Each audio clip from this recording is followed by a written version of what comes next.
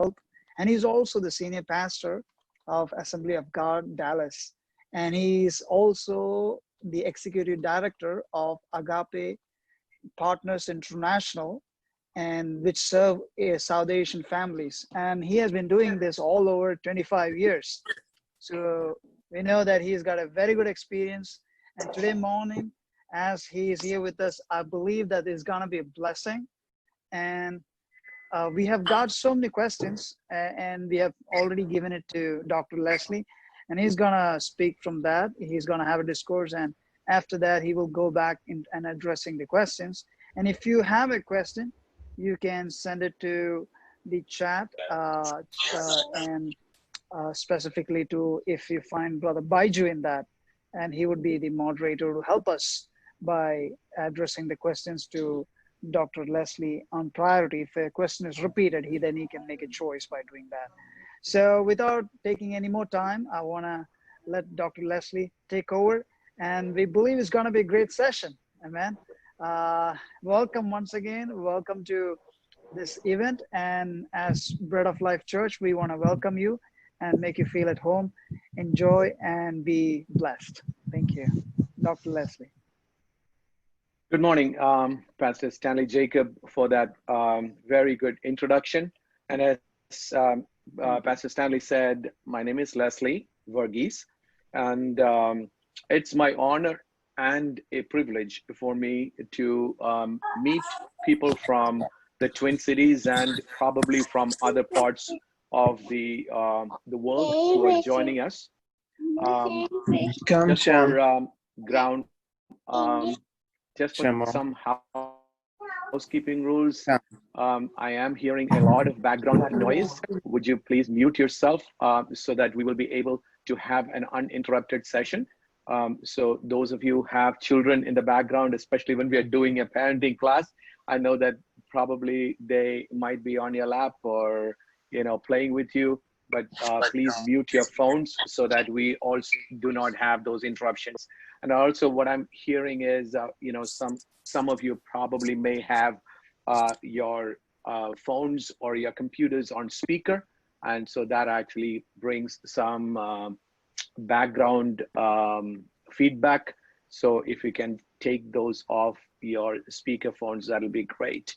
Well, once again, thank you. And because of the brevity of time, I do not want to do too much of introduction, but I always, whenever I start something, I always give my resume. And my resume is that I am 51 years old. I've been married for 29 years. And God has blessed me with 4 children, and one of which, my oldest, got recently married. And so she and her husband are expecting their first child. So God willing, at the end of the year, we will be grandparents as well. So God gave us 3 girls, 1 boy, and the oldest is now 24 and happily married. The second one is 21 and is in 3rd year college. And the third one is 13 years old and is into 8th grade. And my 4th is 10 years old and is into 6th grade. So that is basically my resume. So as I was thinking about a title, it said East Meets the West and Challenges and Promises. I've been doing this for 25 plus years in the US and abroad. So as I thought about it, and I was also going through some of the questions that many of you gave me, I said, one thing that I want to caution you, there is absolutely no silver bullet that I have to offer you. There is no one-stop shop that I can present to you saying that this is it. Because the Bible that I believe in very clearly says we are uniquely and wondrously made in the image and likeness of God. What does that mean? That means that every person is unique. And so because every person is unique, every person's need is unique. And so every family will be unique. There may be some commonalities that you will be seeing, but at the same time, one's solutions may not fit into another solutions. One's problems may not mirror those of the other. But there are some very interesting universal truths that I always talk about. Parent-child relationship, there is a universal truth. 6 years and under, parents know everything. Children's understanding is that. But when it comes to that 7 to 12-year period when children are growing up, parents know some things. And let me tell you, across the board, whether US or India or anywhere, what I have learned and what I have observed, even within my own family, 13 years and older, they basically think that parents know nothing. Now, one thing that I also want to bring to your understanding, that we live in a totally different era, a social media revolution era. Look at this. 2000, Facebook, 0 users. 2020, in 20 years, 2.6 billion daily users. YouTube, 2000, 0 users. In 2020, 2 billion regular users. Time spent on the internet, 2.5 hours per week. You remember those, especially parents who are listening to me, who have teenagers or who are grown-up children? Those days when we had to put www. And all that, in order to get to a website, and then the dial-up used to go, and then we had to wait until the dial-up started and all that stuff. 2.5 hours per week, and that was 2000. And that is millennium, Y2K. Now, 2020, 6.45 hours per day, or 42.7 hours per week. And let me caution you about this. This is pre-corona times. Now, COVID-19 times, if somebody actually ventured into a statistics, I'm sure that it would be totally different, like really, really, really catapulted it to a much higher rate. Now, until the 19th or the 20th century, the entire society lived under a biblical norm. Even though they did not believe in the Bible, the entire society, entire world had a biblical morality. Basically, what it means was, or what it meant was, I know that there are certain things that are right and wrong. I know what is right and I know what is wrong. But then come 1950s, it changed into a non-biblical morality.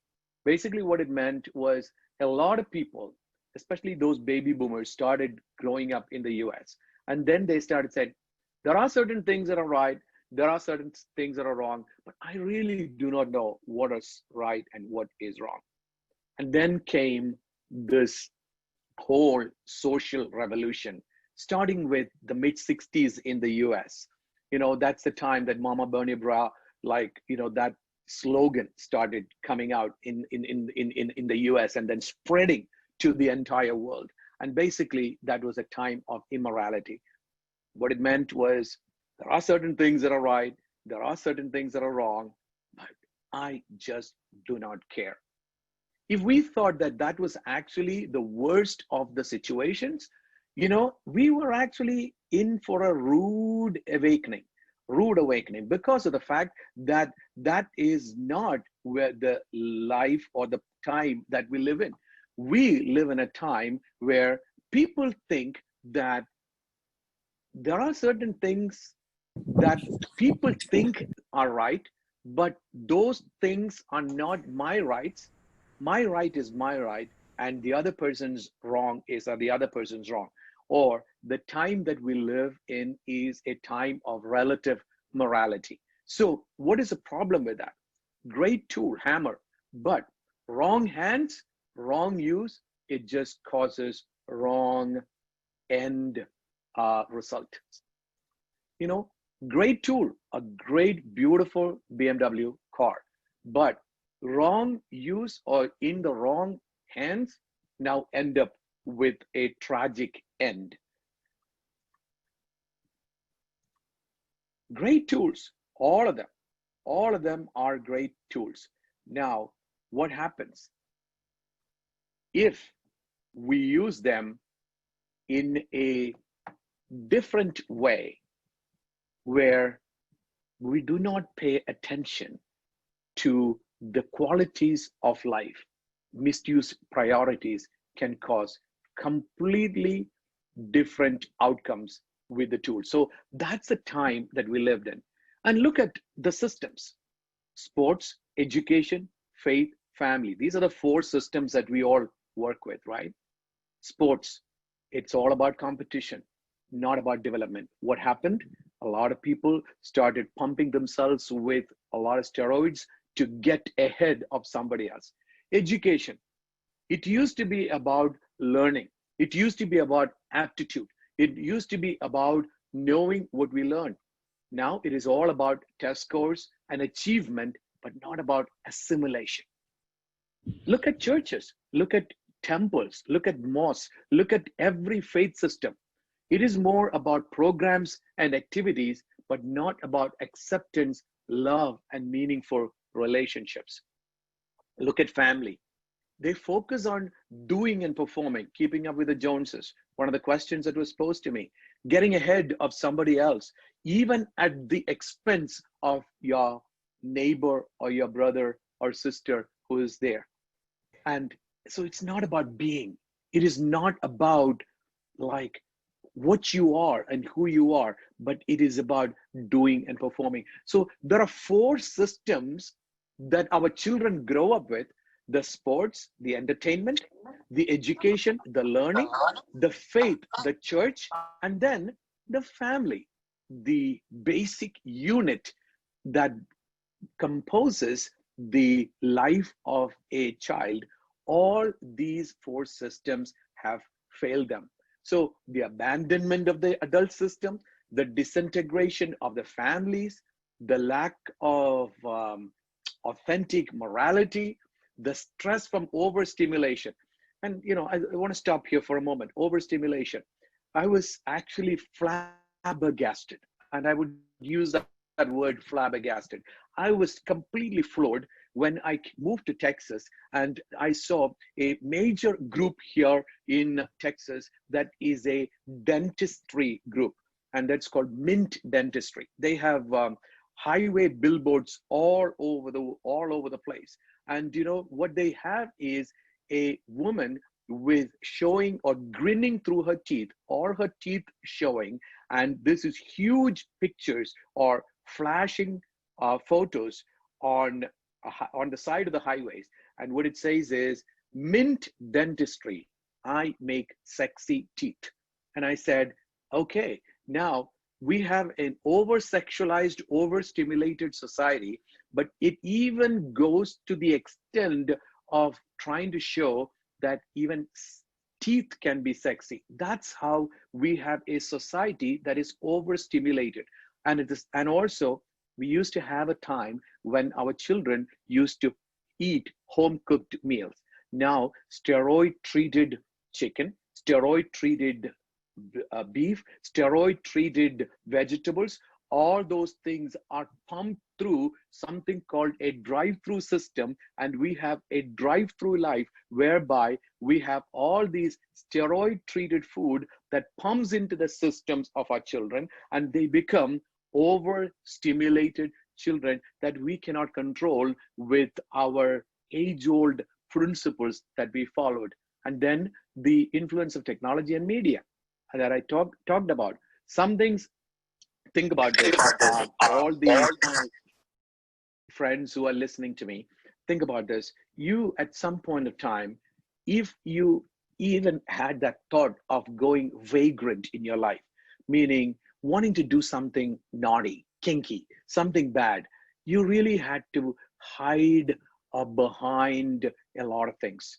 And those movies that you really cheated your parents on was a matinee show in India that you bunked out of a class to go and see in the afternoon, and then pretend that you were in college or in school, and then came back in the evening. And that was the extent of what we could do. Now it is at the tip of our hands.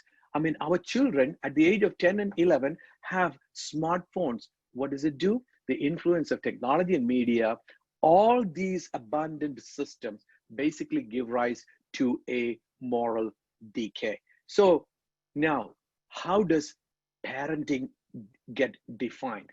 Parenting is, and parenting was, and parenting will be all about talking, teaching, training, loving, disciplining, modeling, and impressing. It's a conglomerate of all these circles that come together. It is about communication, it's about teaching, imparting, it is about training, it's about loving, it is about disciplining, it is about modeling, it is about impressing. Now, I got about 40 questions. Now, when I look at those questions, I have to say that I have to put the ball back in the court of all the parents who have posed those questions.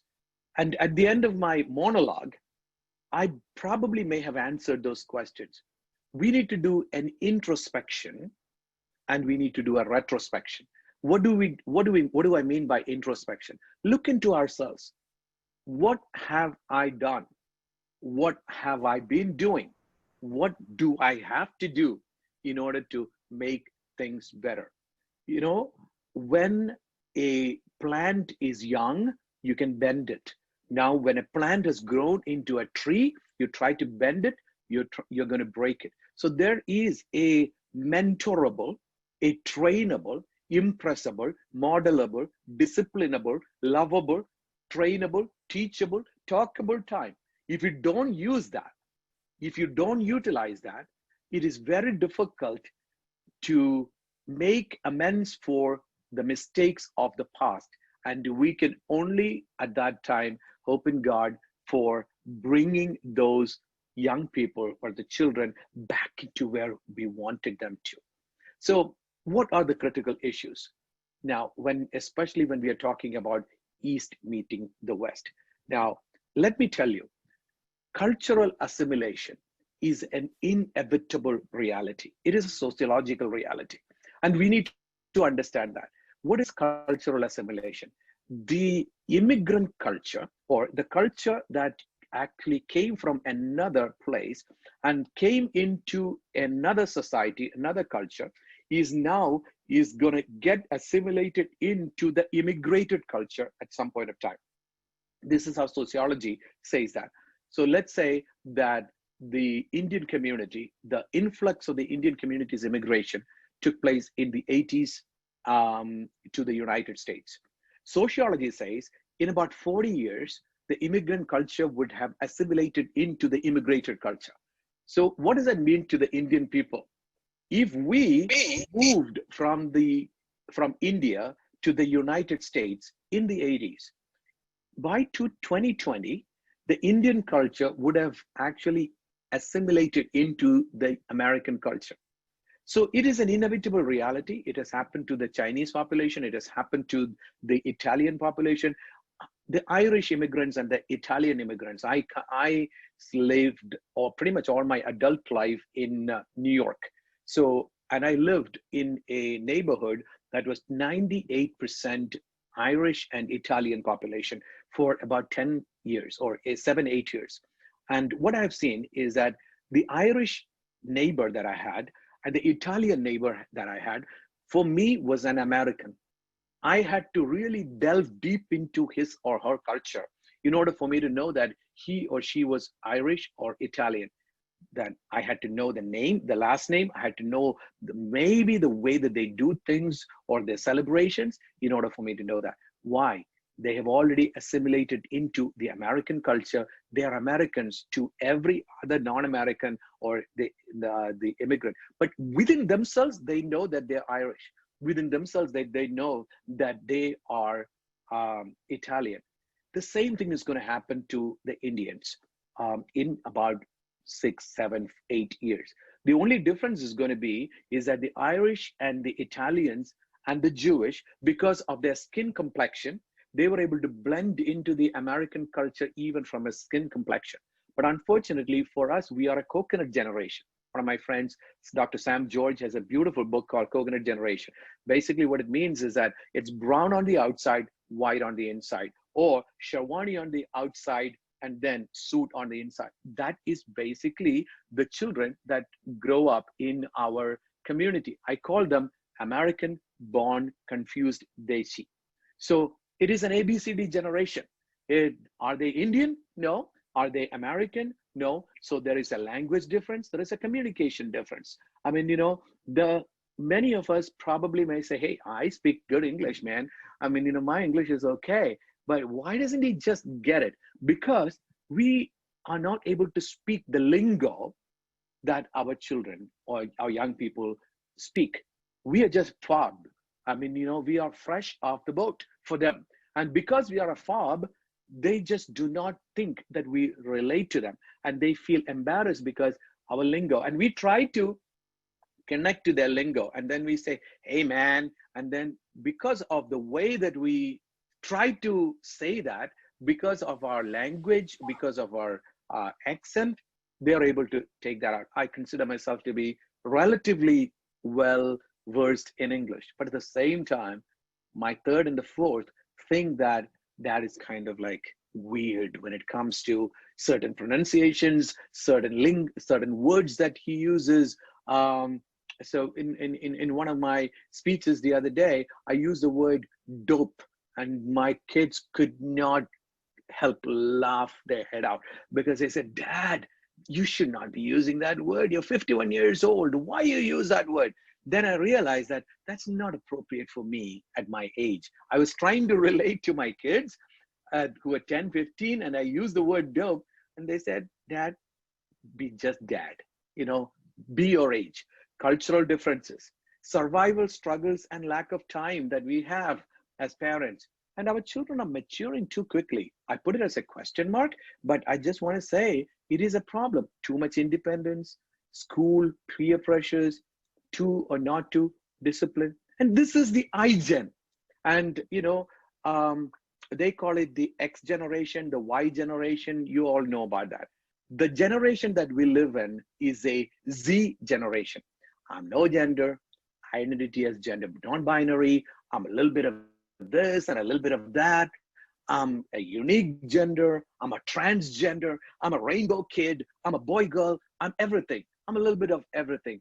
Basically, that is the generation that we are currently facing. Generation Z is the children who were born from 1998 to present.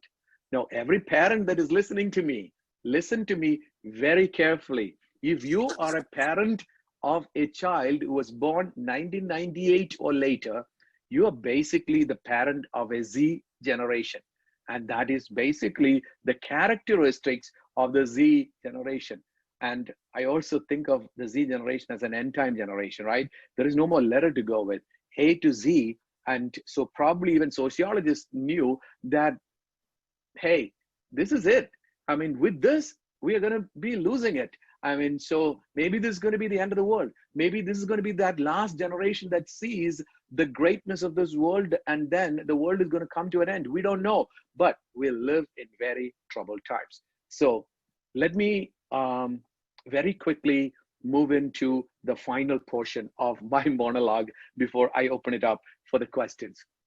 There are 4 parenting styles primarily. You decide for yourself where you are. One is the authoritarian parent, or it is that high control, low support, dictatorial parent, giving orders parent. That was my dad. 3 weeks ago, he went to be with the Lord. But for him, it was my way or the highway. And if I did not do what he asked me to do, the next thing that I knew was that he had a very strong leather military belt that was hanging on the hangers, and then he would just take it out, and I know that I would get spanked left, right, and center with a military belt. That was authoritarian parent. So basically, if I asked him why I have to do certain things, the only answer was that because I told you so. Or then I will get hit really big. I got married at the age of 22. 6 months before I got married, I got spanked with a belt. So you go and do the math as to how I grew up in my life. That is authoritarian parenting. Now, the second is authoritative parenting. It is high control, but high response as well. So authoritative parenting is disciplinary parenting, giving choices parenting. You give choices to your children, you discipline your children. That is authoritative. Now, the third is uninvolved parenting. Low control, low support. Uninvolved, neglectful, giving up.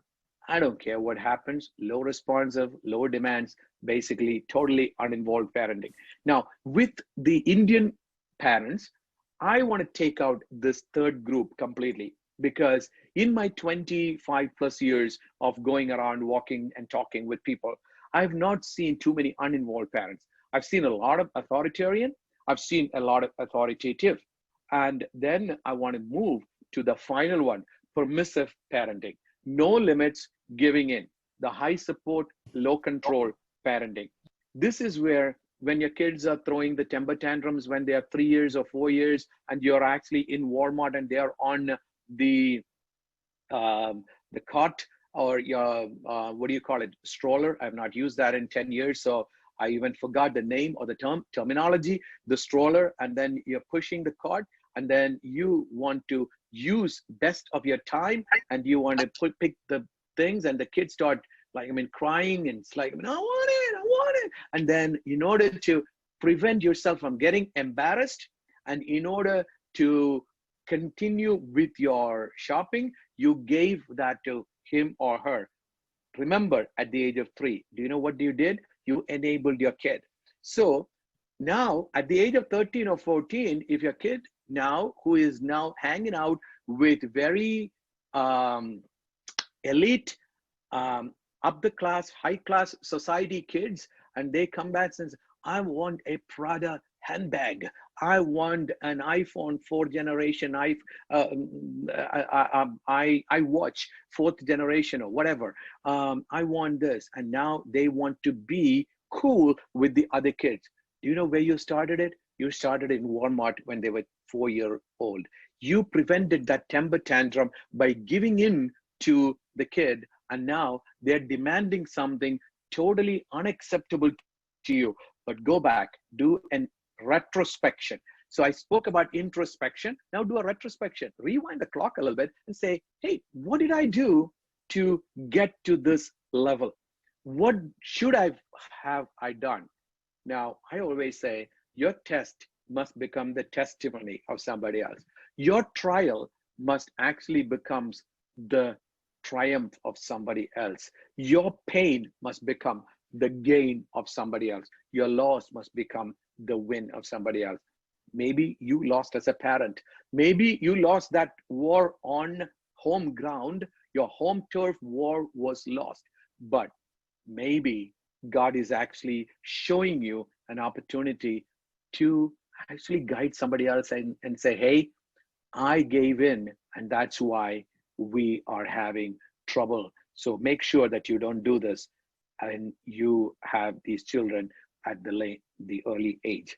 Now, I will just leave you with some successful parenting tips, and I will stop my monologue here. It's about 30 minutes or 25 minutes that I have been talking to you, but I mean, I have a lot of area to cover, but at the same time, want to cover some of the questions as well. And as you have been hearing, you know that with some of the editorials that I've been putting in my talk, I have been answering some of the questions as well. And I'm sure this is going to put some kind of a guilty conscience within you. And that is a good thing. You know, the good thing about a guilty conscience is don't continue to be gullible and continue to go in that guilty attitude, but try to correct yourself. So when you do introspections and retrospections, you're going to think, maybe I could have done it differently. You know, you've heard this term Monday morning quarterbacking.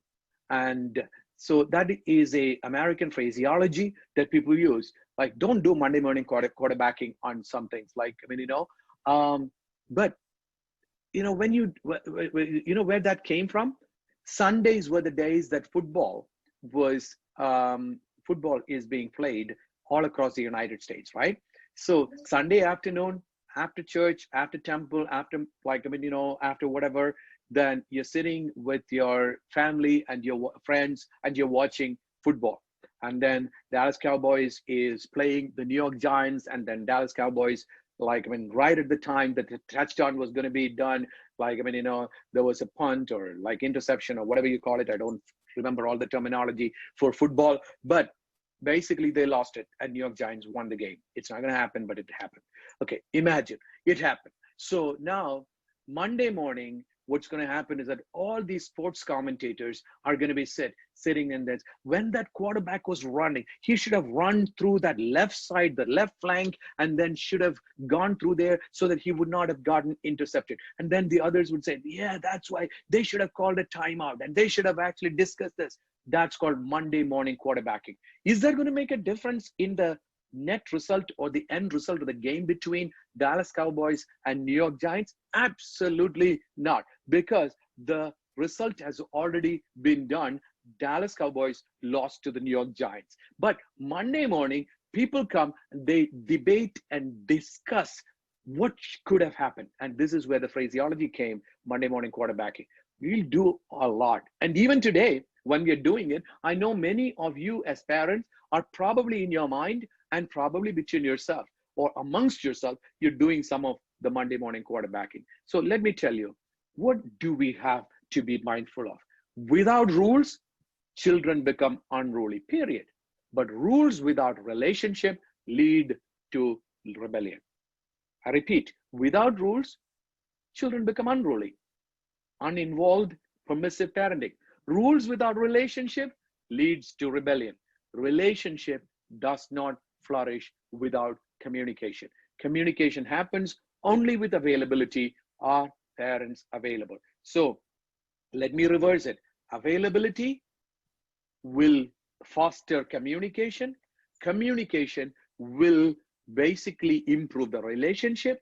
Relationship will help you to establish rules, and rules will help you prevent rebellion. Now, if you're thinking about rebellion, think about availability and think about everything that is in between, and then you will understand this very clearly. Or let me tell you, all Indian parents who are listening to me, 6 A's for the straight A's. Everybody, all Indian parents or West Asian, South Asian parent want their kids to be straight A's, right? So let me leave the 6 straight A's, but they will be divided between limits and love.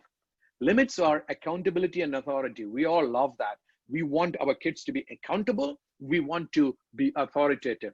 But do you know where that comes from? My previous slide of availability, the communication, the relationship, the rules, and the rebellion. Do you know where that comes from? Acceptance, appreciation, affection, availability. Is that there? Is there an acceptance? Is there an appreciation? Is there an affection? Is there an availability? Or in the hurry-burry of life, we forgot to be available for our kids when they were growing up. Have we forgotten to show affection to our kids? Do we really appreciate? When I used to come with a 99, my dad used to ask me, where did the one go? What does that mean? Appreciate them. Redeem some dinners, the rides, the vacations. I say waste time with kids. Unhurried time together. All these gadgets, all these things that we have in life these days, in the hurry-burry of things, we have lost our ability to be able to spend time with our kids when they're growing up. So redeem, rebuild. Do you know one of the biggest problems that our kids have these days? The iGen is the loneliest generation in America. The loneliest generation in America. You think that they have everything, right? But the smartphone has become their painkiller, because pain is a sensation. Now, what do? They have so much of pain within them, pressure within them, and they are using the smartphone as a painkiller. So they need it to thrive, to serve, and to be served. Listen to them. Do not market them. Envision them for a risk-taking mission and involve them. Love them with sacrifice, with self-control, with instruction, with connection, prioritizing some of the schedules. Waste some of your time with your kids. Let your kid to be a kid, having the willingness to play and laugh. Respect your children. Recognition of a God-given value that each children is born with. How can you as a parent respect? displayed through the words of encouragement. Love, correct with love, respond to the questions instead of reacting. You know, reaction, we are reactive than being proactive. We become very reactive instead of being proactive. Be proactive. Set the boundaries with wisdom and courage. The Bible talks about two gifts. One is knowledge and the other is wisdom. And it is two of the many gifts that the Bible talks about, gifts of the Holy Spirit. And the way that I understand knowledge is collection of facts and knowing about the situation. Now, what is wisdom? Responding with insight. Do I have to talk about it at this time, or do I actually look for an opportune time to discuss it? That's wisdom. Use those and then apply grace and forgiveness. Parents, if you wronged your child, be willing to say you're sorry. Number one. Also, always, when your 17-year-old or a 16-year-old starts doing certain things, always put yourself in those shoes and think, when you were 17-year-old, what did you do with your parents? Many times we as parents forget what we have been when we were at the age of our children. Have a sense of gratitude. Thank them for what they do. Be adaptable, be flexible with your kids. Be willing to listen to them and to even creatively get them involved.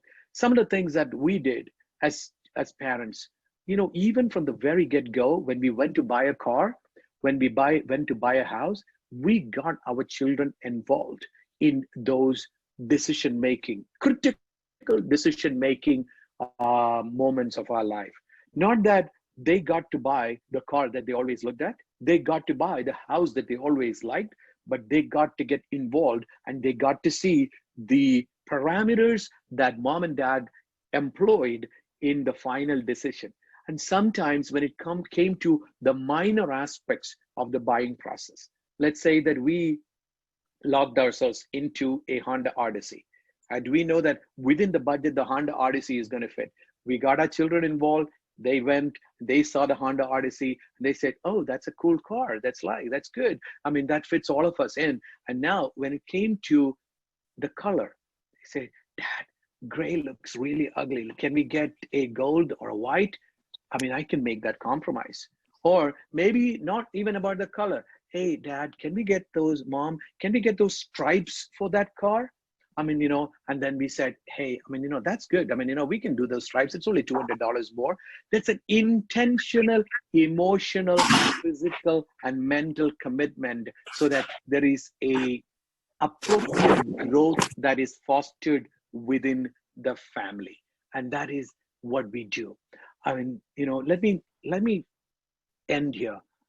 One of the main questions that I need to have in my life is, how do my values, my convictions, my priorities, my traditions, the things that I held on to so much in my life become the personal property of my children? I repeat that question, and many of you asked this question to me, and I want to answer that question with another counter question. Your thought as a parent must be, how do the values, the convictions, the priorities, the things that I held on to so much in my life as an Indian parent, South Asian parent, Southwest Asian parent, or as a parent, become, and I repeat this word and I underline this word, personal property of my children. Not because I enforce it upon them, not because I impose it upon them, but they say that I like it because my dad holds on to it. I want it because my parent held on to it. That should be the major question. Now, how can we do that? I defined parenting before. And that is, how can parenting be done? It is impressing. It is modeling. It is teaching. It is coaching. It is talking. It is communicating. It is being you, meaning they read you, they observe you, they look at your words. How are you between church and home? How are you between work and home? How are you between friends and family? How are you outside the house and inside the house? Have you been a perfect or at least a striving role model? Or have you showed so much of dichotomy within your behavior? The age-old example that people use is that dad catches the son smoking a cigarette, and then dad spanks the kid for dad catches the kid for smoking the cigarette, and dad takes a rod and hits the kid for smoking the cigarette. But dad has, as he is using the right hand to spank the kid, dad has a cigarette in his left hand. If that is us as parents, none of the things that we talked about can become practical.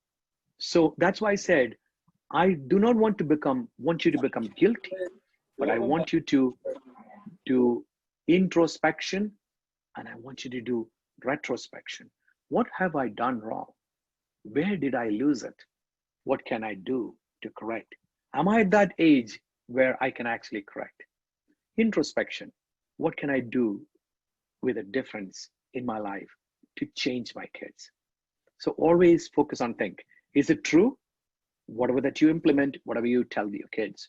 Is it helpful? Does it help your kid growing up in this country? Is it inspiring? Does it inspire or deflate him? Is it necessary? I may like it, I may want it, but is it necessary for my child? And is it kind? Am I being kind to my kid? So, friends, I really want to thank you for these 40 minutes of listening to me. And I really want to open up the floor for the questions. And I want to start off with all the questions that came to me so far.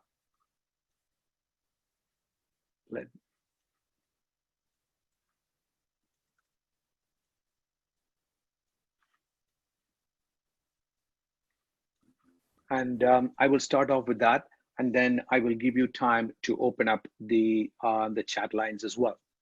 So, are the kids born in the USA to immigrant Asian Indian parents going through a dichotomy of two cultures? And if so, how do they deal with it? As parents, is there something we can help? And as I said, one of the major things about this particular aspect that you need to understand is that you're going through a cultural assimilation. The Indian immigrant population is going through a cultural assimilation. It is an inevitable reality, and because it is an inevitable reality, it is going to happen. Now, how can I help with this? There is a give and take. So as parents, we need to understand that, and we need to give up on certain things that we have been holding on to. Always remember, principles do remain the same, but methods will change. So there may be a method by which we were doing certain things, but we have changed into a different method. So many Indian parents or South Asian parents, I always say they do have a 2020 mindset, a 2020 mindset, sorry, a 1975 mindset, but they live in a 2020 make car. So they drive a 2020 Cadillac, but they have a 1975 mindset. So if we can actually utilize as parents a lot of gadgets, a lot of amenities, and we have moved from a dhoti mundu style into a suit style coming to the United States. Why can't we actually adapt to certain things when it comes to our children with regards to the cultural assimilation? We have to do that. But instill the principles within them so that they embrace the principles as their own. Always know that this is actually part of another question. I don't know where that question was, but I will not address that question. Now, our kids have an avowed identity. Avowed identity is basically that they actually get it from the environment that they live in. But do you know what our identity used to be? Our identity was and is an ascribed identity or an inherited identity. Oh, I belong to such and such family. My dad used to be such and such. My grandfather used to be such and such. I come from this particular elite Christian or this type of background. So that is our ascribed identity. But our kids don't care about it. They don't care about that. So they have an avowed identity versus we have an ascribed identity. So the other question was, will this continue on? The third and the fourth generations? No, absolutely it will not. So the assimilation is going to take place.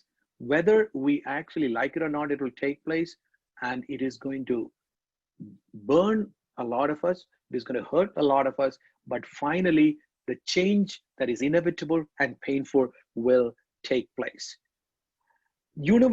Parents need to repeat multiple times to make children do basic things like brushing teeth, cleaning up stuff, arrange books in shelf, etc. This question was repeated also in a different way by a couple of others.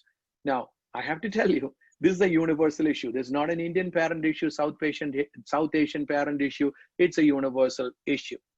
Always understand, temperament has a lot to do with it.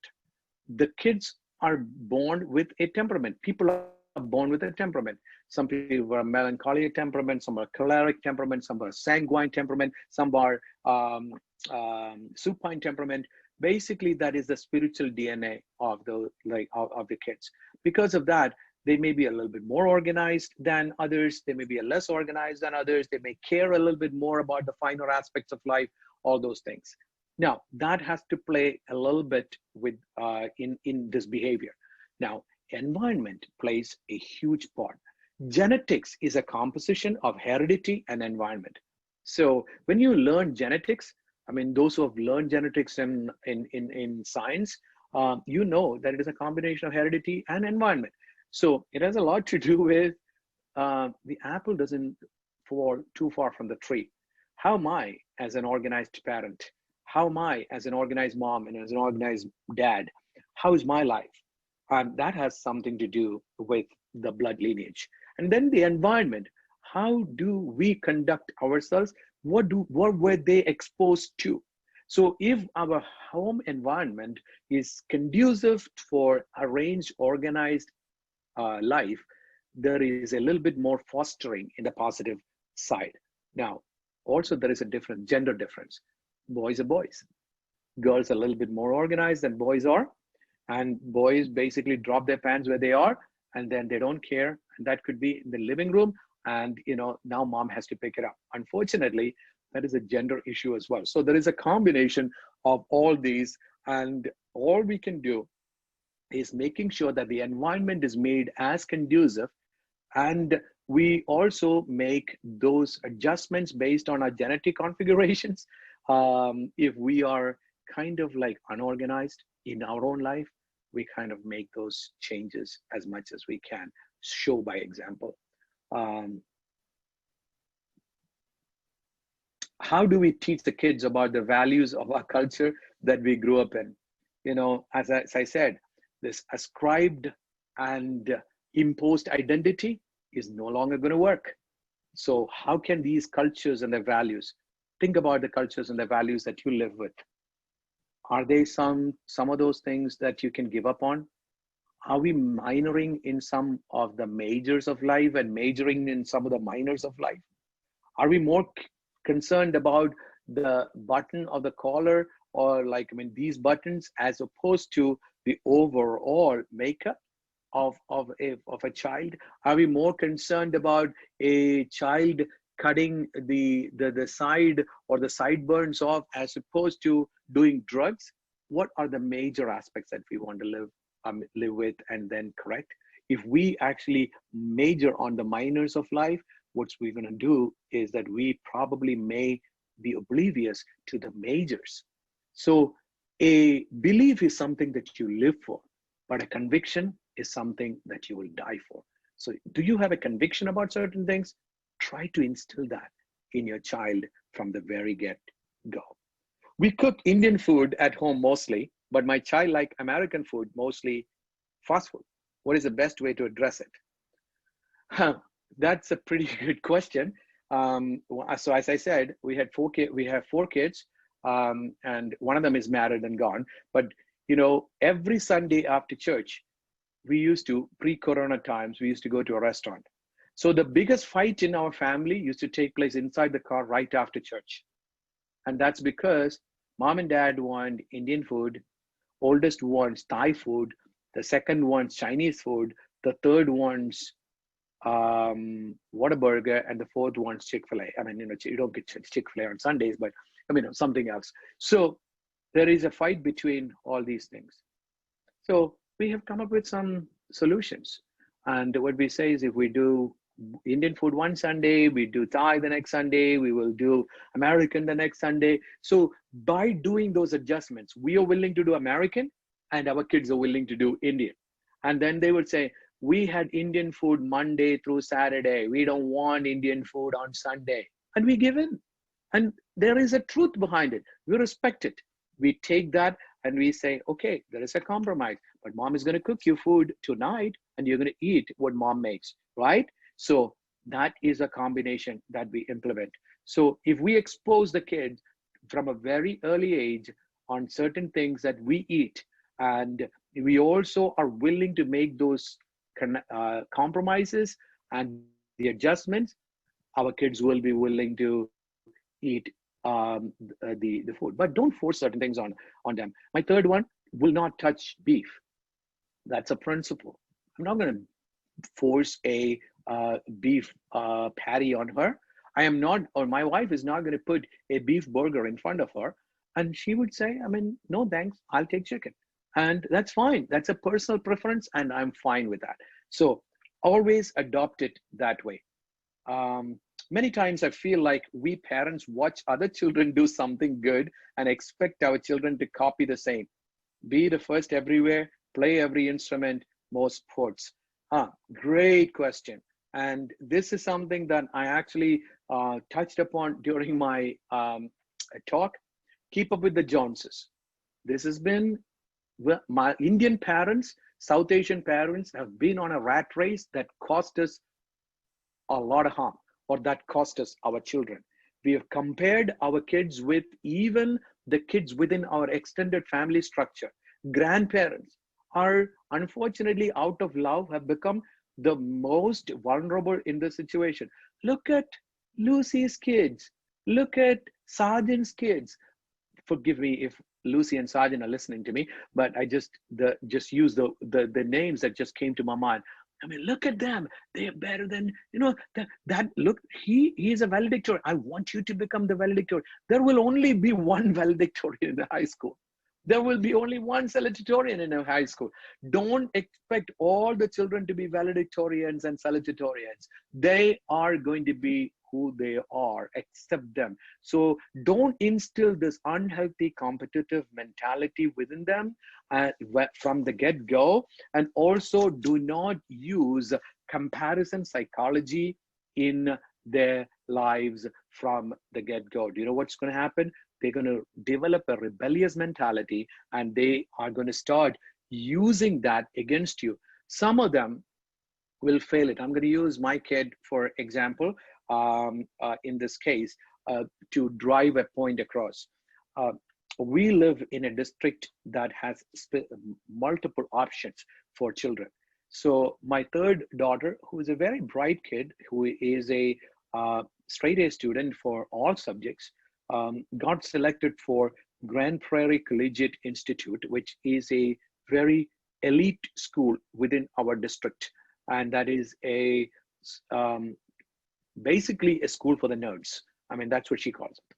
So when she graduated from the 5th grade, she got accepted there. And we took her there. And from the get-go, we knew that her mind was not there. So after the first day, she came back with a long face. I want to be there. I mean, so we found out that these kids, I mean, there are only about 20 kids in that class, only about 200 or 300 students are in total in that school, and very hand-picked kids, no extracurricular activities, very academic in nature. So basically, after 3 or 4 days, my kid came back and told both of us, I do not want to go there. And do you know what my oldest daughter, who is a social worker, the same profession that I am in, and told us that, Dad, Mom, if you continue to keep her in that school, she's going to purposely fail academically. So you need to figure out an alternative. So this was not a temper tantrum. This was a severe adjustmental difficulty. And we understood it, that she had no aptitude to be here. She had no interest in this. She wanted to be a well-rounded kid as opposed to be academically focused kid. So we begged, we pleaded with the principal of another school, and we asked her if she could take her back into that school. So after about a week, we pulled her out of the school. We put her back into a mainstream school. She's happy. She's a straight A student. She's now going into the 8th grade. So the adjustments that we made, caving into her needs, knowing that there were genuine needs or genuine demands, actually helped foster the development of our child. Children have friends that we as parents do not approve of. What is the best way to address this? Now, great question. Remember, who is your kid? Your kid is a Z generation. And what is your kid?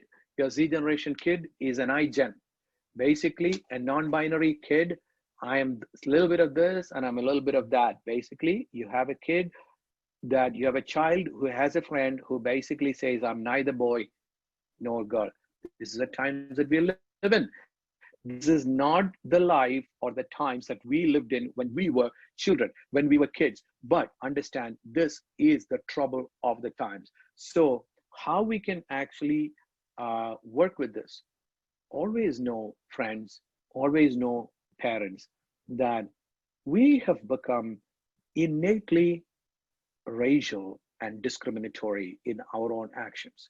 But we as people, whether from a Christian standpoint or a non-Christian standpoint, we as moral human beings, we are called, and I repeat that, we are called by our worth as a human being to respect the innate worth of every other human being. Always know, whether you are a person of faith or not, we are created in the image and likeness of God. What does that mean? A person who is probably having a different orientation, and you understand what I'm trying to say, that child also has the unique build of God in him or her. So accept the person, but not the action. Condemn the action, but condone the person. Accept the person as he or she is. So do not ask your kids not to become friends with people. Basically, build your child with values around him or her, so that the values of the other person will not rub off on him or her, but his or her values will rub off on the other person. My child is in middle school and has issues with his anger management. How should I address it? Great question. Now, stress is something that we all need to be aware of. I have done some classes on stress. Stress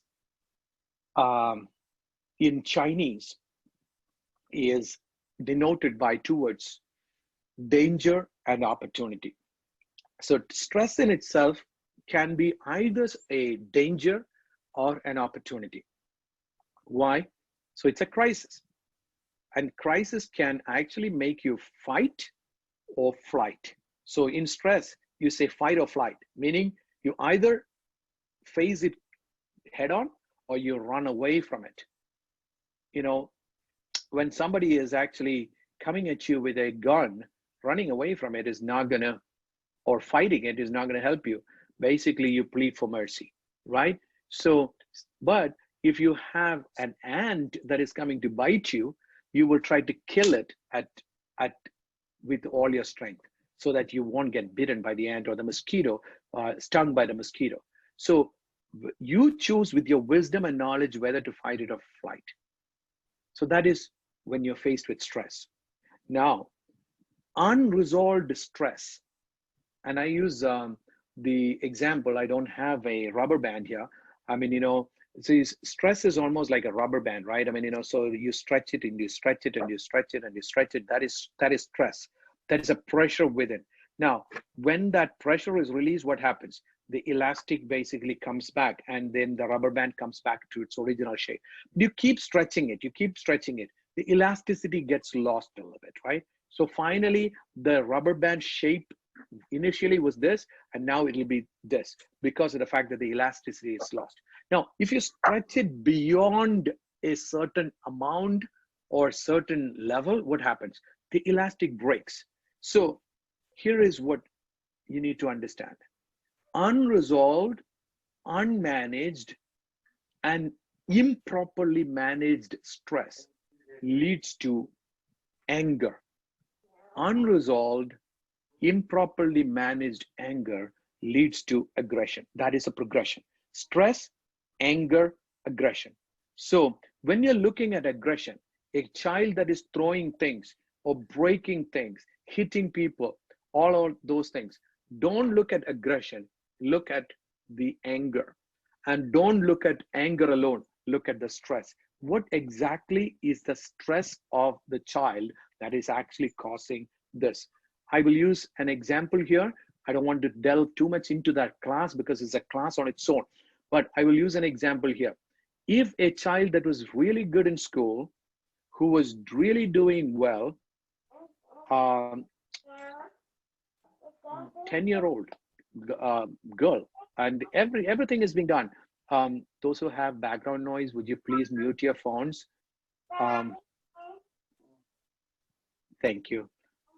So those kids that were doing so well in school, they suddenly started using or doing some regressive behaviors. What is regressive behaviors? Behaviors that they used to have before that they have now reverted back to or gone back to. So regressive, I'll use an example. Regressive behavior, if a 10-year-old starts wetting the bed and started peeing in on the bed, that is called a very severe regressive behavior. Now I'm going to put my social worker, psychology, counselor hat on very strictly, and I will say, if I do see a 10-year-old girl that actually was doing so well in school and at home, starts doing a regressive behavior like bedwetting, do you know what I'm going to start doing? The first thing that comes to mind is sexual abuse. And that is possibly the main reason why this is being done. And I'm going to explore my assessment through that channel. And I also want to caution you parents that 70% of young people between the ages of 6 and 15, between the ages of 6 and 15, 70% of the young people, especially females, have been abused at the hands of a family member or an unsuspecting friend visitor in the house. I will repeat this. 70% of the young people between the ages of 6 and 15 have been sexually abused or molested at the hands of a family member or an unsuspecting friend or visitor in the house. What happens?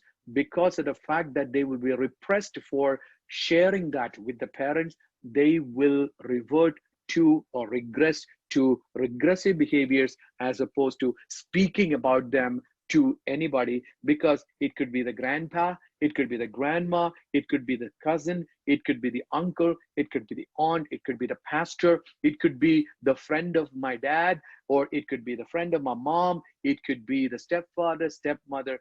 Because of repression within the house, they will regress to behaviors. So that is something that you have to look at the cause of the stress before you start addressing the anger.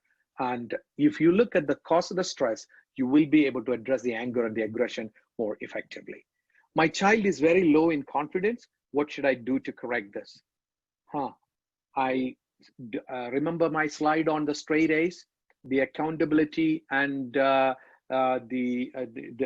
slide, the straight A's, the doing the authority and the accountability. But I talked about appreciation. I talked about acceptance. I talked about availability. So accept, appreciate, be available to the children, and show affection to the children. There's something that I have noticed when I used to drop off my kids and my wife used to drop off kids in school. One thing that I noticed is that even those American parents, I mean, even though they come from many dysfunctional families, when their kids are leaving the car and going out, they would come back and then they would just either do a flying kiss, or they will even have a hug or a kiss, literally. What happens to the South Asian family? The moment that we reach the school, when we are at the driveway, we are ready, and the kid opened the car, the door is open, and they run, and we wait until they reach inside, and then we drive away. We never show those signs of affection with our kids. I always think about this. There are so many school shootings that have taken place in America, especially, and many parents who probably did not hug their kids that day when they went to school. They did not get to hug their kids one last time when they were alive, because it was the bodies that came back. It will be a regret that you will regret for the rest of your life. So show affection, be available, be accepting, and be appreciative of the kids, and that is going to boost their confidence. They are going to compare themselves to many people, and because of that, they are going to have low self-confidence. Never belittle them in front of other people. Never compare them with other people. Do not put them down for the achievement of some other people. This is going to boost their confidence, and this is going to reduce their self-confidence from going down. My child's friends are well off. When we go for a play date, he sees new expensive things that comes home and starts to demand the same. This is turning out to be a problem as she is growing up. What is the way out? And as I spoke about this extensively, develop an attitude of gratitude and adaptability. You remember that old story about a kid having tantrums and crying for a second pair of shoes until he saw a kid that does not have a pair of legs to put shoes on. So instead of exposing them to all the grandiose things in life, expose them to certain needy areas of life as well. I remember when my kids were growing up, I am very closely involved with a friend of mine. His name is Rennie George. Some of you who are from the Indian or the Malayali background who are listening to me probably know he was infamous for the murder of two people, and he was known by the name Madras Lemon. He's a very close friend of mine, and so we are very closely involved with his life and his ministry. And he runs an orphanage or a home called Precious Children's Home. And they house about 400 plus children, but they're children of prisoners, because everybody cares about the people who died in a killing or anything like that, but nobody cares about the prisoner and their family. They get all the bad rap. And so Rennie, after he got out of the prison, he started rehabilitating them. So he has a house called Precious Children's Home in Hannur, in Karnataka, in Bangalore. So when we went for vacation with our children, once we went and spent 3 days inside that house, inside that complex, so that my children got exposed to these 400 plus kids who don't have a good father or a good mother. They don't have proper food to eat. They basically don't have the proper means of sustenance. Expose our children to situations like that. And also, uh, involve our children in planning inside the house, instill values of life. And as I said previously, instead of a Ferrari, tell them that you can only afford um, a Honda Civic, and make them understand that. And that is only when you start involving them in the day-to-day affairs of life. And that way, you will be able to instill it from the very get-go. Many times, let me tell you, we as parents have been the causal organism of actually having our children fare this way. My oldest daughter actually grew up in a very expensive neighborhood, so when she was actually in school, all these kids were carrying very expensive handbags. And one time she said, "Dad, Mom, can I get a Juicy Couture handbag?" We actually got her one, but she said, "I mean, I just want one. I'm not going to ask you for more." And that's because she had those values instilled in her, but she asked for one, and we bought her one, and that was it. Um, I know many of you parents, probably we ourselves are guilty for instilling those bad values in our kids. So bear those things that I said in mind. My child has picked a lot of slang and foul language. What should I do to correct this? My child has picked up a lot of slang and foul language. What should I do to correct this? Cross-contamination is a major issue that we all face in our lives. And this is a major problem that we have to be very careful about as we grow up in the United States, because it is coming through books, it is coming through other media. So we cannot prevent cross-contamination. We cannot make our children grow up in a bubble as well. So what we can do is expose them to as much healthy environment as possible. There are some parents who are now struggling when their kids are growing up, when they are 18, 19, 20, and then they're very rebellious. They're not listening to the parents. They are doing things that they're not supposed to be doing. And I tell them that when they were growing up, I mean, what was the music that you were playing inside the house? What was the type of programs that you allowed them to watch inside the house? What type of meetings and programs did you take them to? Did you actually take them to wholesome entertainment and wholesome religious activities by which they got some really good values? Or you were so busy with life that you did not have the time to spend time with them for wholesome entertainment, wholesome religious program, wholesome moral uplifting things? If you do that, let me tell you, they may pick up a few here and a few there, but their whole life will be saturated. So I use the word saturation is what every one of you probably know a little bit about computers, and garbage in, garbage out. What you program in is what gets programmed out. So now what you're telling me as a parent is that the influence of the media and the influence of the society or the influence of the school was overriding upon the influence of the church or your religious organization or your family. Why can't you reverse it? Why couldn't we, as a change agent, be that family, be that church, whereby we instilled some great values in our children? And so we were able to get them to understand certain things in life differently, so that they will, I shouldn't be saying this in a public media, but I mean, without identifying any identifiers, I'll say this. We have a person who works I mean, who is a colleague or who actually is above me in the setting where I work.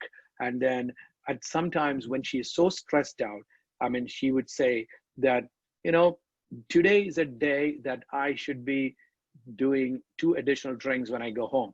But the reason why I don't do that is that whenever I do that, I mean, I have my social media open and I have Leslie's Facebook page, and then I see Leslie looking at me and saying, don't drink, don't drink, don't drink. And that's why I don't take my additional drink. What I'm trying to say is that I was able to make an impact on the life of someone in a humorous way, but at the same time, she says, I'm not going to drink because of the fact that somebody else has a different moral code. So why can't we expose our children to those people who have a different moral code? I'll give you one more example. Our kids want to play basketball. Why can't churches create basketball courts within their church complexes so that the kids from the church come together and play basketball in the church complex? Why can't the pastor go and then play with them so that they don't play outside and then contaminated with the foul language, as opposed to you have that opportunity of those moral equilibriums being created within the church environment itself. So utilize those opportunities. Okay, good question, great question. My friends raise their child in a crib and then in a separate room very early, while I am used to having my child sleep with us. Is this a problem? How do I address it? Good question.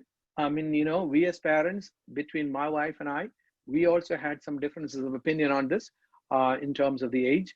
I am a big believer in weaning. And actually, I spoke a sermon in my church last Sunday on weaning. Weaning is painful. Weaning and transitions are tough, but weaning is inevitable. You need to wean your children as quickly as you can. You know the specific needs of your child. Knowing the specific needs of your child and the parameters that you have within the house. Let's say that you live in a 1-bedroom apartment, you have to keep your child in the crib for probably until such time that he is able to sleep on the floor or in a different room, or you have a bigger house, right? But if you have a 5-bedroomed house and you only have 2 kids, I mean, you know, and then try to expose the kid at a very young age to the room and say, hey, baby, this is your room. I mean, you know, how do you want it? What color you want? So at the age of 3 or 4, I want blue. And so put blue on one side and then put green on the other side, put some stars and, you know, all those things on the ceiling that shines in the darkness when the lights are turned off. Do all those things to prop it up so that she feels belonged, and she says like, oh, this is my room, I want to sleep in that. So weaning is very inevitable. Earlier the weaning, the better, but always know that your children are very unique. So there may be a special need that might make you to keep your child with you for an additional period of time. Always be cognizant of it. How do I get my children to learn my mother tongue? They're not able to converse with my parents or other relatives. Another good question. As a parent, I struggle with this myself. My oldest 2 kids, my oldest kid is able to speak Malayalam so well that some people may not even recognize the difference between her and a child who is born and brought up here, born and brought up in India. That's because she was exposed more to the grandparents. And my 3rd and the 4th, they do understand Malayalam very well, but they cannot speak it. So I would say that it is a balance. It's a great balance. Don't impose it. This is what I do. I speak English relatively well, but within the house, we only speak Malayalam. And that's something that we have done as a family for 28 years. So between my wife and I, even between us and among our children, we speak to ask them questions in Malayalam. We allow them to speak back to us in English, but we speak to them in Malayalam. So try to do this as much as possible. We as parents, many times, you know, how many times my oldest daughter has come to me and says like, Dad, I tried to talk to this uncle in Malayalam, and then I'm speaking to him in very, very fluent Malayalam, and he is now talking back to me in this broken English, and I'm giving up on this, Dad. I mean, because these people, why are they talking to me in English? Why can't they talk to me in Malayalam? Many of us, we have fostered this. I mean, I use the word, the language Malayalam because I am a Malayali. I speak Malayalam. I think in Malayalam, I translate to English, and I deliver in English. And that's what I'm doing now. Malayalam is my thinking language. So you might be Tamil, you might be Telugu, you might be something else. I mean, whatever language that you're in. I mean, didn't we foster this in our kids? Didn't we start speaking in this broken English that we knew, and we started talking to them even when they were kids, and then we tried to tell our fellow brothers and sisters and friends, oh, my kid doesn't understand our language, and we kind of like fostered that. And now 20 years, 25 years, they just don't want to listen to us, period. Didn't we start this? If we started it, let's reverse it. My kids are always late to bed and wake up too late. My work requires me to stay up late. What is the best way to address this so that they can wake up early? I mean, putting a regimented program in the house is going to be very lights off time. Gadgets back in a particular place. We have a very unique, or maybe it is not unique. All gadgets have to come to from our family room, and they can be left for charging. They don't go into their bedrooms. They have to come back after our family prayer. They have to come back to that room, and they have to be left there, and we then allow them to go back to bed. So early to bed, early to rise. Not an easy thing, but if we implement certain things, gadgets are going to the rooms, and that's one of the reasons why they are late sleeping and late waking up. So do not allow gadgets inside the house. My child do not like to write at all. Handwriting is very poor. How do I correct it? Doesn't matter since everything is digital in the US. So this question, I have to say, I boasted of one a relatively good handwriting when I was growing up, but now I have to say I lost it all. So at this point, I'll give up on that issue because we are a digital generation. So handwriting is not going to be something that I will be overly focused on. Children addicted to computers, mobiles, electronics, video games, how do I correct it? Yes, so addiction has 4 phases at least: preoccupation, realization, compulsion, addiction. So you use the word addiction, but before that, there are 3 phases. Preoccupation, meaning, can I do it? Can I use it? Can I do this? Can I touch this? Can I eat it? Can I play with this? Then realization, I'll just do it for a minute. I'll just taste it for a sip. I'll just smoke it for once. I'll just be on that video game for maybe 30 minutes. That's a realization.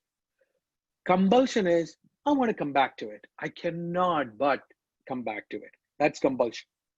Addiction is withdrawal symptoms. If I cannot do it, I started twitching, twirling, I cannot live. I hope that your children are not addicted. They are probably in the compulsive stage. But if they are in the preoccupation stage, start putting those boundaries in place. Those boundaries are, now our kids are supposed to be using a computer that is out in the open in our family room. Gadgets are supposed to be coming back to the family room. They are not to remain in their bedrooms during nighttime. They have to leave it at a certain time in our family room, and it has to be within our sight. So those are the ways in which we have put those in place.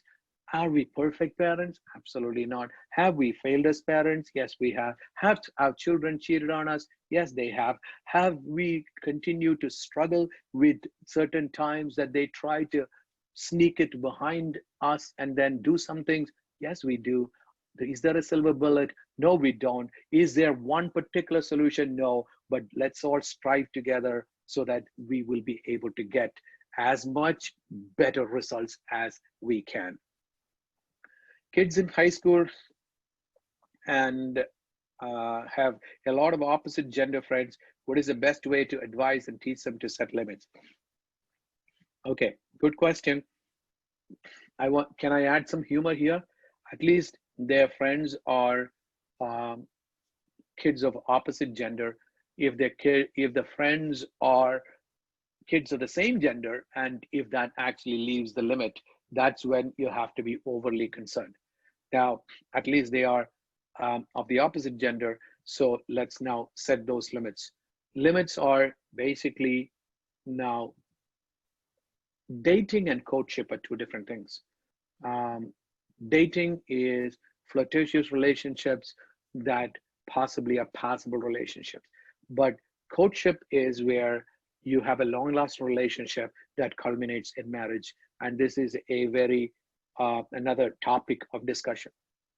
Now, instill the values of courtship in your children from a young age. If they are going to be interested in a person of the opposite sex, tell them that their priority is studies, instill that value within them. And when they are crossing those limits, or if they are crossing those limits, put those supervisions in place. Um, Courtship is supervised dating. So beyond high school, when they are in college, if they are actually deeply interested in a person of the opposite sex, um, allow them to have conversations with you. Do not shut them down completely. Speak with them, speak with the other friend, see what their intentions are, see if they are actually going in a right direction, a long lasting relationship direction, and put those boundaries in place. Allow only supervised dating.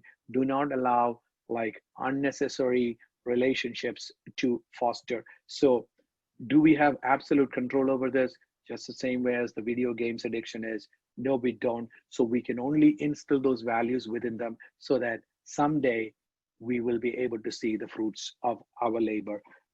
So, we as parents, um, we have been going through these issues, and we have been relatively successful as parents. We have been able to identify those needs very well, and we've been able to make those adjustments and compromises. And now we as parents sit together and we say, we thank God for what we did, and we thank God for what our children chose. So I hope and pray that it happens to you, but it's not an easy thing. As a parent, I have a hard time controlling my anger. What should I do? That's a very good question. I mean, so the quickest answer is that you should control your anger. Um, and now I will say this: if you are having a difficulty controlling your anger, then you are in the third phase, and that is aggression. So if you are in the phase of aggression, then you revert back to uncontrolled anger, and then you revert back to uncontrolled stress. You have some stresses in life that is basically causing this anger. What are those stresses in life? So change it. I use humor here in answering this question. I say that if you really feel like hitting your wife, then as a husband, you just go out and then mow the lawn that day in really hot sun. All that anger can go into perspiration, and your lawn will look really, really perfect. Wives, if you really feel like hitting your husband because of your uncontrolled anger, take out some atta and then try to make the chapati and start hitting the dough. And then the chapati that you make will be actually the softest that you can get. So try to divert your anger and your aggression to some other means and methods. Take timeouts as much as you can. Look at the stresses of your life and make alterations in life. If it is work, or make alterations. If it is family, make the appropriate alterations. If it is life together, as a whole, make changes in life as much as you can. Is it a must to invest in 529? If so, how much should I invest per child per month? That's up to you, based on your finances, based on how much you both as a family, husband and wife, are able to divulge. Let me tell you, husband and wife, this is not a family conference, but I will say this. I mean, keep one account, keep one checking account, keep one common account, so that you will be able to make those financial decisions together. So I also invest in 529. You want to hear how much I put aside? I put aside $50 each for my two kids. That's what I can afford. I mean, I have a meager salary, and my wife doesn't work. I have 4 kids, and my oldest just got married off. So I had so much of expenses. I don't have too much to divulge. And at that time, when my kids are in college, I'm not able to pay everything for them. I'm going to draw a loan, or I'm going to have them draw a loan. So that's what my answer for that is. Children don't like to come with us when we visit our friends or family. How should we address it? This is where you go back on our discussion on our Sunday afternoon about food. So make compromises. If you're actually pulling them to those houses and the friends that your kids are not going to have any type of interactions, then they're not going to be happy. But mix and match it. And actually, when you do that, they will be a little bit more open. They will be doing it for you because you're doing some things for them. If you take them to some outings that they like, they will come to some outings that you like. Not because they like it, but because they like you. When they like you, they will come to some outings with you. My child has a hard time accepting failures. What should I do? Yes. So failure is a stepping stone to success is a very common answer. Try to instill that value within them. And again, if your child is very choleric, controlling, and want to be number one, very difficult for them. So from the get-go, try to instill in them that confidence and tell them that, failing is not the end of all. You will have another opportunity, another chance. Use the examples of some people. Dr. Ben Carson is a great example that you can use in this community, in this country. I mean, born to a 13-year-old woman with the man that basically bailed out on her, and then she made Dr. Carson, as he was growing up, she could not even read and write, but she made him read his homework back to her, and she pretended that she understood everything. And that's how she taught him. And he was a dropout multiple times, but finally became a top neurosurgeon in Johns Hopkins University, and now is our HUD chairman, or the cabinet secretary for the HUD, very trusted lieutenant of the President of the United States of America. And he also even ran for the presidency. Dr. Ben Carson. Use K.R. Narayanan from India. Use Dr. APJ Abdul Kalam in India. Use Sundar Pichai. Did not even have a computer until he came to the United States. So these people had failures in life. They failed some exams. They could not get into the elite schools in the beginning, but they used failures as a stepping stone. Use those examples in life so that you will be able to build the character within them. My child, I need to push my child to study. How do I get my child to be self-driven? My child does not like to read. How do I help develop this habit? My child is very weak in math, has no interest. What to do? So these questions, I cluster them together. No silver bullet answers, but look at the aptitude of your children. Some of them probably may not like math. So if their aptitude is for something different, leave them. Do not make them engineers and doctors. Do not instill them, I want you to be an engineer or doctor. South Asian families, all of them want their children to be either doctors or engineers. Don't make them doctors or engineers. Some of them are going to be painters. Let them. Some of them are going to become social workers. Let them. Some of them are going to become veterinarians. Let them. Some of them are going to be philanthropists. Let them. If that is what they are called to do, and I use the word called, if that is what they're called to do, understand the calling and then lead them in that direction. If they are not big readers, don't make them read it, but always try to instill the value of reading in them, telling them that their vocabulary develops by reading, their life and character can develop by reading. But if they're not going to be reading hard copies, make them read e-copies, or make them listen to voice copies or whatever. So there are so many gadgets that are available. So try to use that. My children have moved to college and stay away. What is the best way to maintain a balance on giving them the freedom and the same time keeping those watch on what they do and be able to protect and correct them in time? Once they are moved out and they live in college, parent, understand you basically have lost control of them. So because they are 18 or 21 or whatever, they are on their own. They are adults, they're grown up. You lost that window of opportunity to develop them. You can only pray with them, pray for them, and advise them, but you cannot enforce anything upon them. So, whatever that you instilled in them until the 18 years of their life is what they are going to be in later years of their life. So, you are now off the steering wheel. I use the example of children are arrows in the hands of a mighty warrior. So the arrows must be sharpened. How do you sharpen them? You sharpen them with the godly values.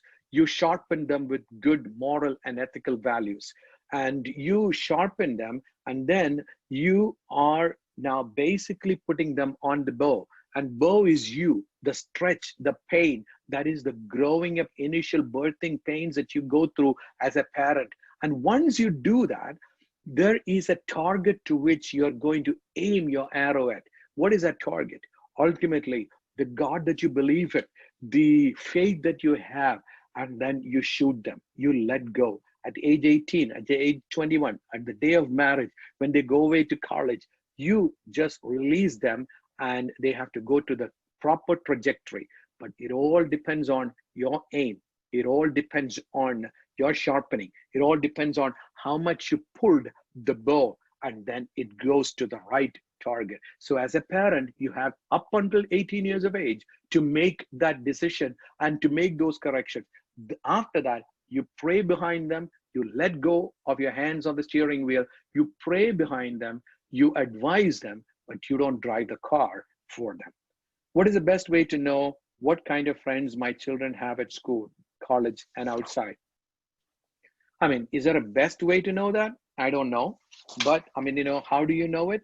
Um, Always, when your kids are growing up, be aware of all the gadgets that they use, monitor them, walk into their rooms on regularly when they are in school, go through their books, go through their drawers, go through the stuff that they have, go through their browsing history, make sure that the gadgets are left in the open. This way, the Snapchats and the wild chats and the other chats that they go through, the Tumblr and the Bingler and all those things, the 10 different apps that they use, whereby they can actually cheat on their parents because the history just blanks out. Let me tell you, you can only beat your child only if you're able to beat them at the top of their game, which means you need to know technology to be able to beat them. You need to be above them. You need to make sure that you know better than they do when they think that you know nothing. And if they know that you're ignorant, they're going to really take you for a ride. So I say, always, always, always be cognizant of the activities of your children, and then hover over them as a hovering parent as much as you can when they're little or when they are in school, because you will not be able to do that when they are in college. What is the best way to teach children to manage money, and how early should we start? As early as you can. Start with a piggy bank.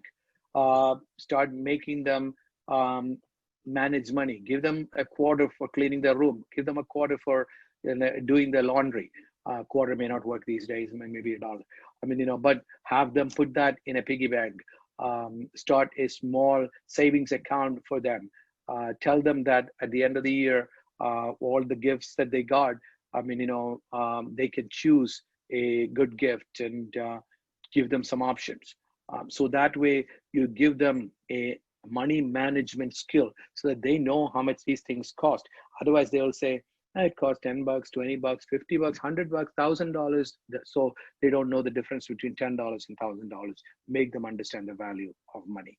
What is the best way to provide a view on career opportunities and paths? How early should this be provided so that it can help them focus on the right career path? I do this very early.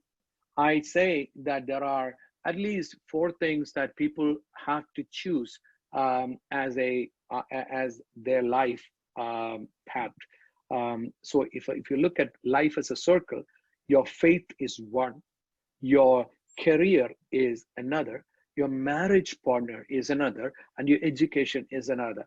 What type of educational track, what type of career track, what type of faith track, and also what type of family track that you want to follow.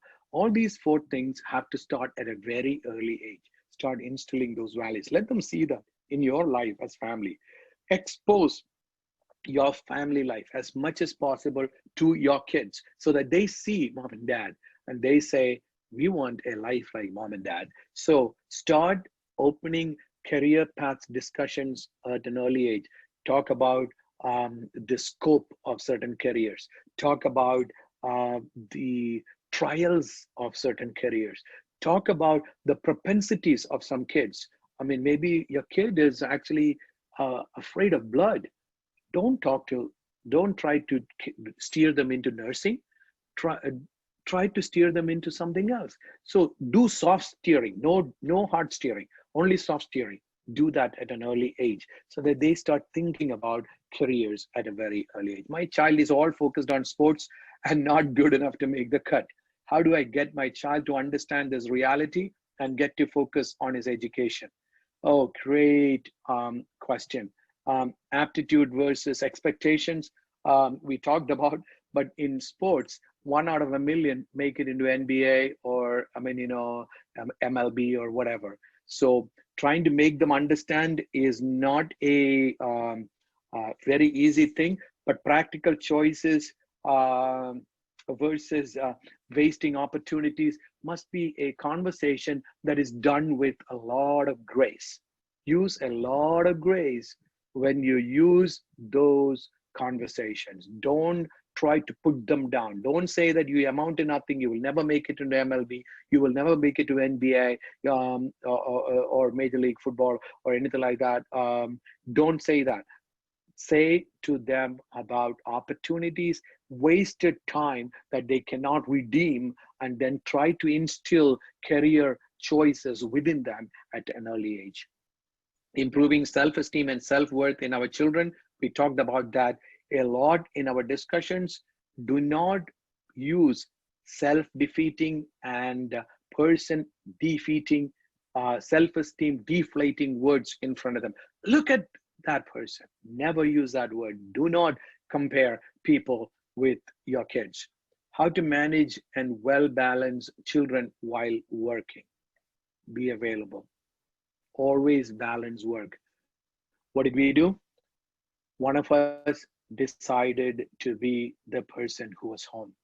We are a one-income family, not an easy thing to do, but my wife is home taking care of our children. Not an easy decision. We may not be able to live in the best house. We may not be able to buy the best car. We may not be able to live the way that other people do. We may not have a lot of bank balance, but at the same time, we also have the satisfaction that one of the parents is actually with us, with our kids. Our kids were not grown up in the hands of a nanny. Our kids were grown up in the hands of their parents. Make adjustments.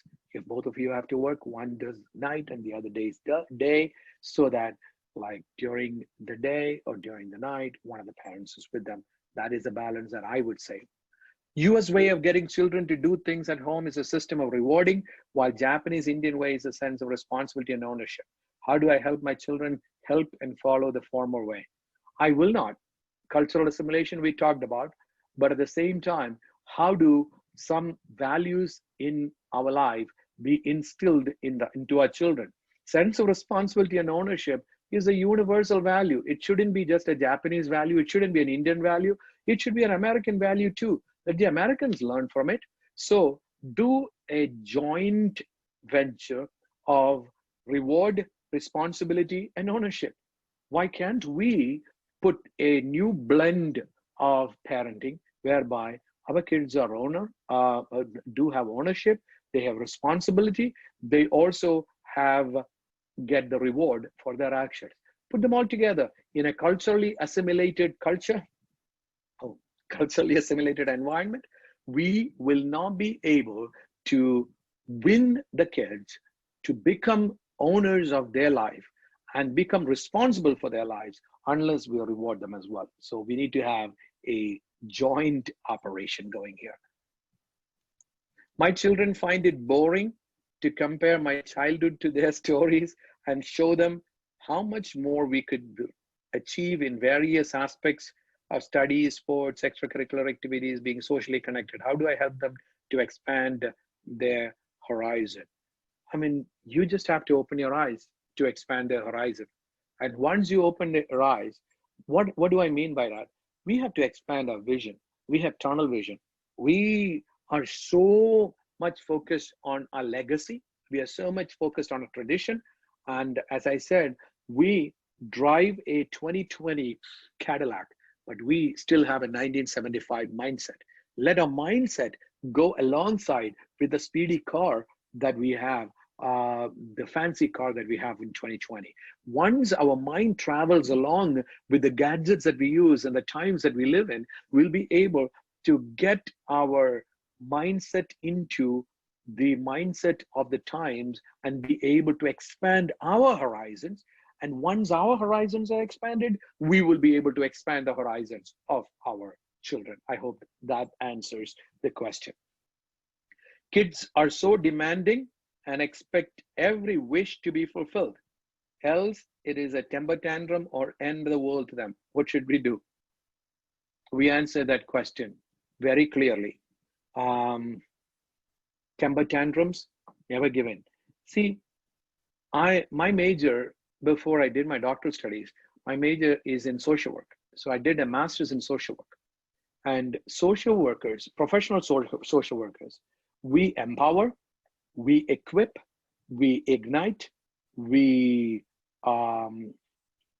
teach, we coach, we mentor, we do all those things. But one thing that we don't do is that we do not enable. What we do is, by enabling, is we make them do things that they do, to continue those things that they do by giving them the things that they want, but not fostering the ability for them to do the things differently so that they can make their lives better. So the tagline of professional social work is help to help themselves. So when you have a panhandler, somebody who's begging on the streets, and when you are actually standing at a bus stop or a traffic signal, and they say, homeless, we need money, do not lower the window and give them $1. By doing that, you're enabling them because they continue to be in their homeless state. They continue to be in their drug junkie state. But instead, can you just stop there or maybe turn around and then call a shelter program that you know nearby and say, in the corner of Verghese Road and like I-30, I see a man that is sitting there homeless.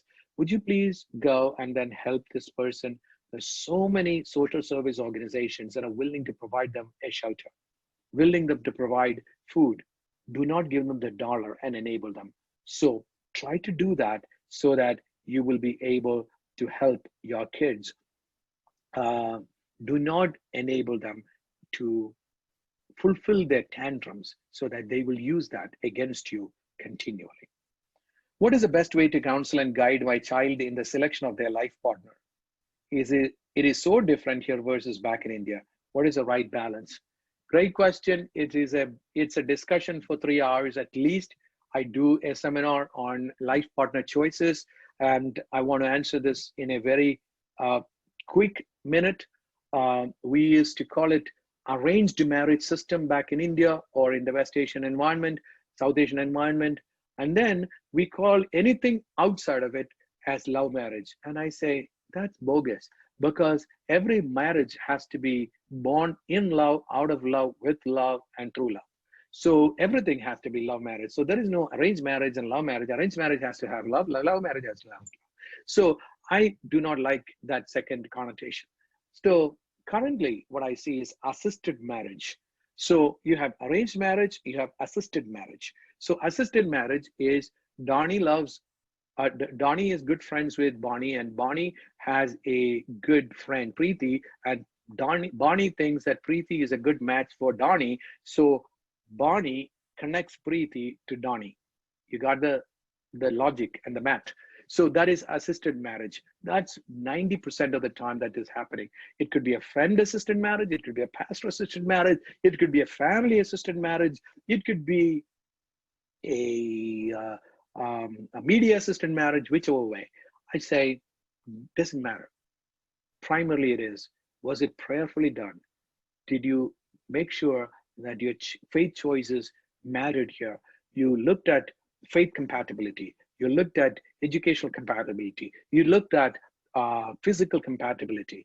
You looked at all those things before you allowed that first love at first sight to become blind in your life. So look at those values that you need to look at prior to making commitments and making decisions. It does not matter which way you make that choice, but the choice has to be prayerfully made and carefully made with advice, made with the blessings of the parents. So parents must assist the kids in actually making those choices in their lives. My child just leaves the house in a mess. So we answered this question. So so those were the questions that I had through the previously given to me. Let me look at my chat line questions.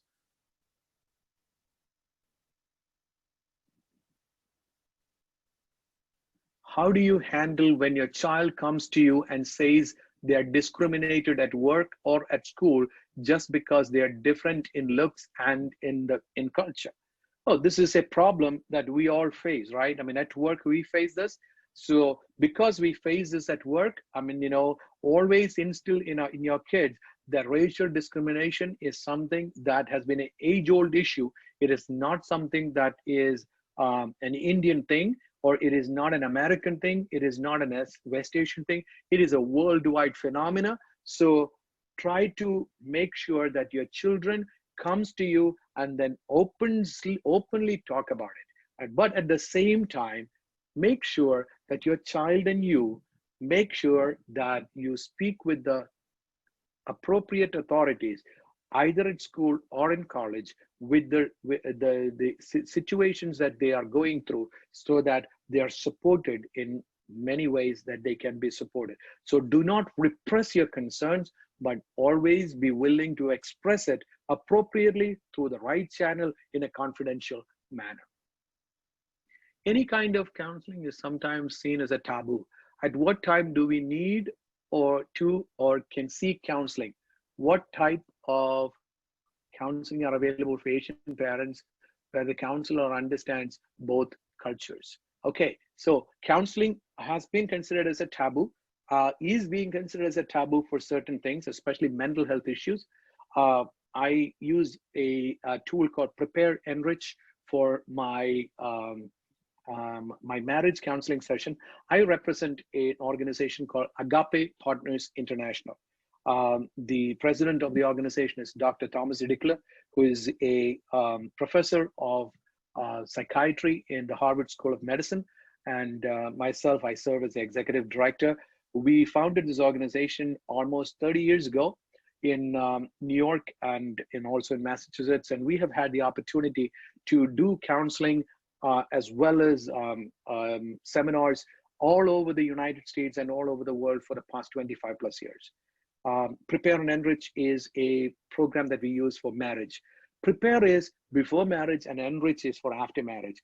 It was actually designed to be a proactive session, meaning prepare to see if you're compatible and enrich to see how you can enrich the marriage. But 90% of the time, what we get is the enrich sessions is when they have a conflict because it is reactive. Nobody comes to enrich their marriage, they comes to resolve a conflict. That has been the problem that I have seen with the South Asian families. So become proactive. Take this taboo off. What type of counselings are available? Our organization, go into www.agapepartners.org. You will be able to see a lot of information in our website, Agape Partners International. We are there. There is a lot of other organizations. Parivar International is another organization that serves South Asian families. There are so many South Asian counselors consortiums that have been developed all over the United States to help our people, our families. So it is available, help is available. Seek out the help, start Googling them, try to connect, network with people, and you should be able to get answers for the problems that you face. What is the best way to make our kids understand that some things like Halloween is not part of Christian values? We only have about 3 more minutes for the end of this session. So it's a question that needs to be answered in a much larger sense. I do have a paper, a position paper on Halloween or holidays like that, why they are like not appropriate. I can actually share them with the team, and you can actually share them with the people if you share your emails with the team that is hosting this event. My child is 12 and has his own phone. I've noticed that he is starting to form his own space, and we respect it. How do we ensure that we have oversight and boundaries while being cognizant of his needs? When your child is 12 and he has a phone, that has to be a parent-controlled phone. Until such time that your child becomes a person who is his own or her own, at that age, until that age, there is a hovering presence of the parent, which your child must be very, very, very much, that must be a contract, or that must be an agreement before he gets technology in his hands or in her hands. Do not give that to them if that is not there, because you're paying for it and you have arranged for it. You have control over it. You do not take away 100% privacy from the child, but make sure that you have also a hovering presence of you upon that. A thing about technology, we as parents decided to start school dedicated to teach kids to master and create with technology. It is our belief, it is our belief that by mastering and understanding how things work, okay, that was just a statement. We've noticed children losing interest in many activities after they started playing, engaging video games. Absolutely. And we talked about this very clearly in our discussion. I said advise how to approach the situation. Try to diversional activities is the way to go. Make them engage in activities. They become lonely because of the fact that you have not given them other opportunities to grow. Use the systems in such a way, the church system, the entertainment system, the sports system, in such a way that they do have other places that they can actually spend their time meaningfully and effectively. I have a college student, I have a college going kid and a high school kid. How do I help them pray and depend upon God versus other resources? You pray with them, instill those values when they're growing up. Start with the family, have a very connected church, make sure that the church has those programs in place to plug them in to their propensities, youth groups, children's church, and all those things, whereby the kids have those avenues to grow as they grow up. If you would like to, okay, what is the right age to give a smartphone to our kids? That is a smart question, but I can only give you a dumb answer. There is no specific age. You have to be smart enough to know how smart your kid is to use a smartphone, because the smartphones are dumb, and if they are dumb, they are going to use it for dumb purposes. So I usually gauge it based on my kids' level of understanding, and I usually use a 12 to 15 as an age where they can actually utilize a smartphone. Okay, so it is exactly 12 o'clock, and we have come to the last of the questions that was posed to me through the chat line, and I'm opening it, just for a minute or so to see if there is anything else, any feedback, any questions. I hope that this session was recorded so that this session can be utilized for other purposes. And I also want to disclose one more thing. I work for this organization as a volunteer, Agape Partners International. We've been using we have been doing this as a free service to help communities at large. Dr. Idikla and myself, we have done a tremendous amount of research in this area, but we believe in God's word that says, freely, freely you have received, freely, freely you give. So we give this free, but the PowerPoint that I presented, the answers that I gave, please use them. They will be willing, the organizers will be willing to give that to you, but at the same time, I urge you not to use the data that we presented in any other setting in a different way.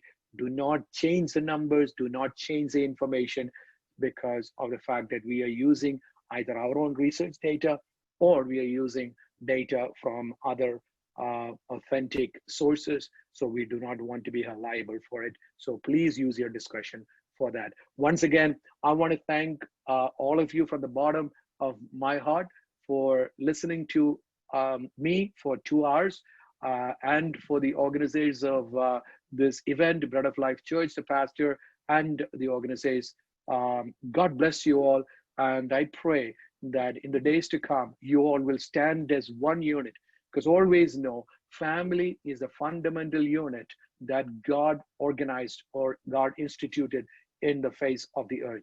And so it is always the intent of the enemy or Satan to pull people away from the strength of the fundamental force or the unit that is family. Always know that. Always be willing to sit in the presence of God with your children, pray with them. Counseling cannot do certain things. Psychology cannot do certain things. But let me tell you, where nothing works, prayer works. And I would say, all of you, parents, pray with your children, pray for your children. God will help you accomplish your ultimate goal. God bless you all. Over to you, organizers. Yep. Thank you, Dr. Leslie, for the time that you've invested on us and sharing your experience as well as answering so many of our questions. It's been a great time. I'm sure everyone's blessed with these words. And thank you all for joining in and pouring out your questions. We look forward to your feedback and also any suggestions, any other recommendations you have for such sessions going forward. Please do register if you need to get a copy of this presentation as well as the recording, and we'll be glad to share it with you. Thank you all once again. Thank you. Thank you. Thank you, Dr. Leslie, and thank you, RTC and Bread of Life Church. Thanks, everyone.